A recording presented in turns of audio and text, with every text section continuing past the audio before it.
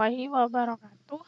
Perkenalkan, nama saya Titania Nurhaliza dengan NIM C1C02130.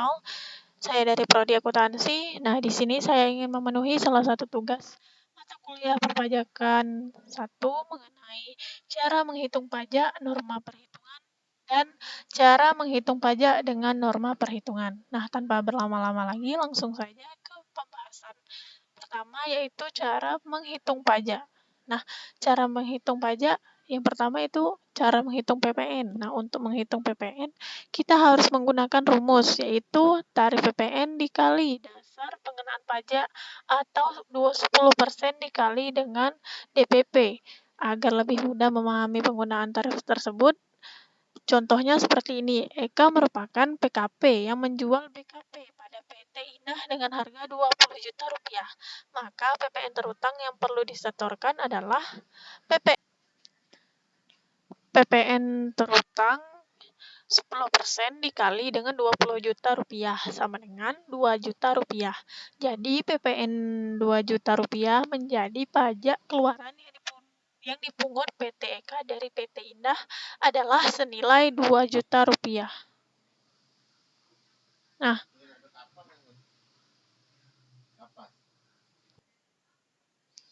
Nah, selanjutnya yaitu cara menghitung PPh.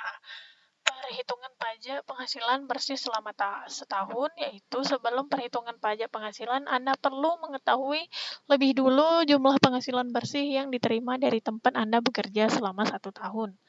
Penghasilan bersih dihitung dari penghasilan bruto dikurangi biaya untuk mendapatkan, menagih, dan memelihara penghasilan. Nah, di dalamnya termasuk biaya pensiun, hutang, dan kredit bank. Selanjutnya, menghitung penghasilan tidak kena pajak.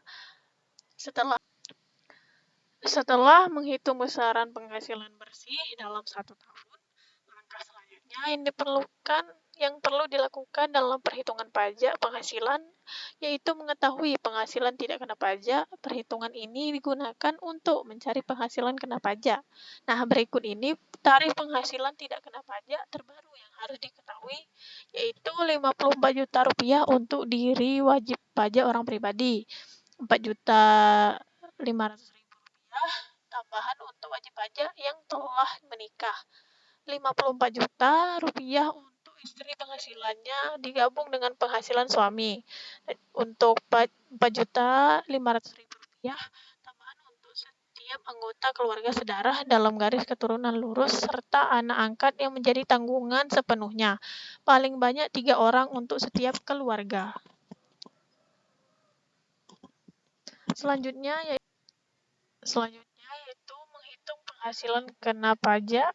Selesai dengan menghitung PTKP, langkah berikutnya dalam perhitungan pajak penghasilan adalah mengetahui besaran PKP yang diperoleh dengan melakukan pengurangan antara penghasilan bersih dengan PTKP.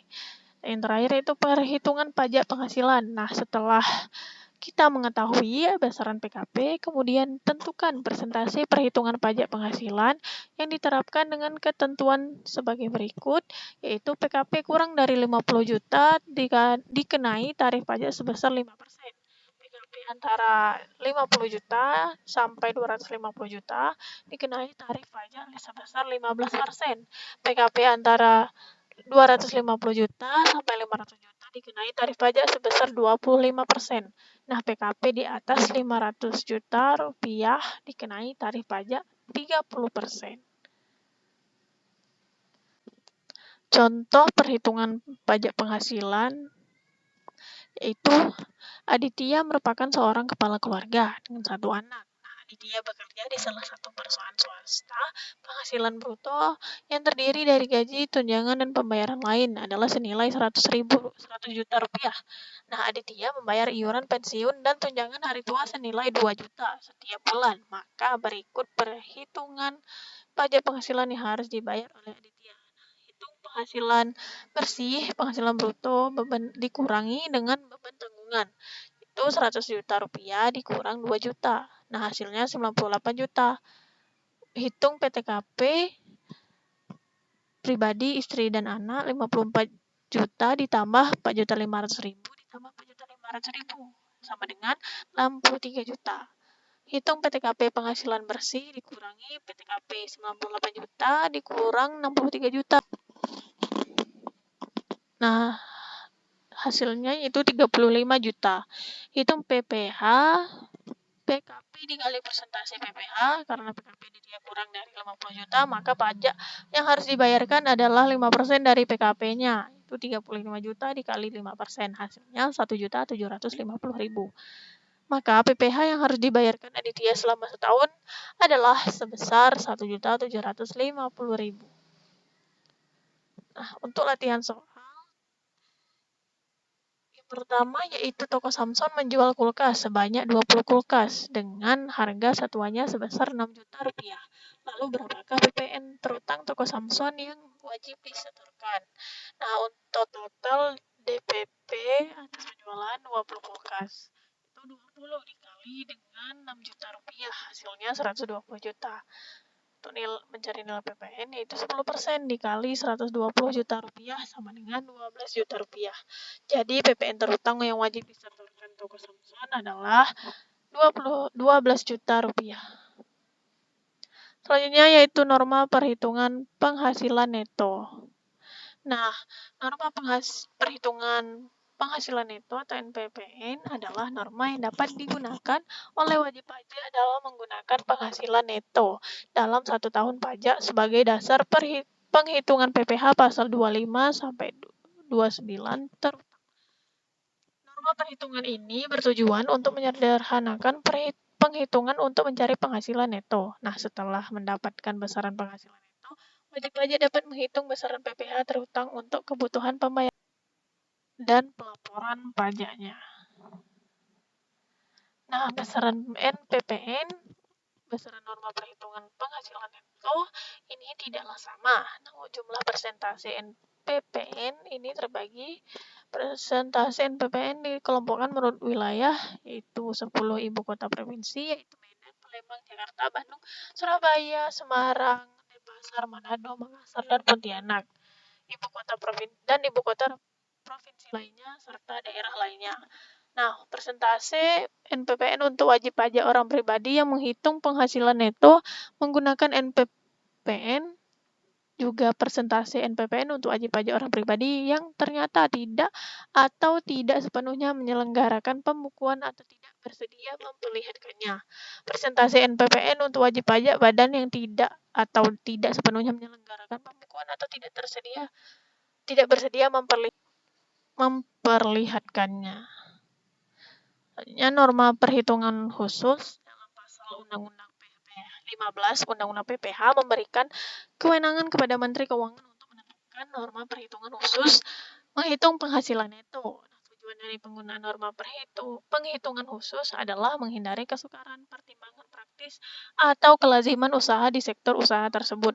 Nah, sebenarnya norma penghitungan khusus ini mirip dengan PPh final berdasarkan pasal 4 ayat 2 Undang-Undang PPh. Nah, perbedaannya yaitu norma penghitungan khusus untuk menghitung penghasilan neto. Nah, yang ketiga yaitu cara menghitung pajak dengan norma perhitungan. Nah, terdapat contoh soal yaitu PT Vita terdaftar di KPP Jurang Mangu pada bulan Februari 2017 mengangkut alat-alat perkantoran senilai 2 miliar dengan kapal dari Cina menuju pelabuhan Tanjung Perak, Surabaya dengan imbalan 32 juta dengan biaya-biaya perjalanan sebesar 20 juta. Selain itu, pada bulan Maret 2016 ternyata juga mengangkut produk kerajinan kayu senilai 600 juta rupiah milik PT Mika dengan kapal dari pelabuhan Tanjung Mas menuju pelabuhan Pahang, Malaysia. Atas hal tersebut, PT Vita memperoleh penghasilan 28 juta rupiah dengan total biaya perjalanan sebesar 20 juta rupiah. Nah, jawab dasar hukum KMK nomor 416 KMK 04 1996 PPh pasal 15 Februari itu 1,2% dikali 32 juta rupiah sama dengan 384 juta. Kemudian PPh pasal 15 Maret 1,2% dikali dengan 28 juta rupiah hasil sama dengan 336.000 rupiah. Nah, untuk total PPh pasal 15 Rp720.000.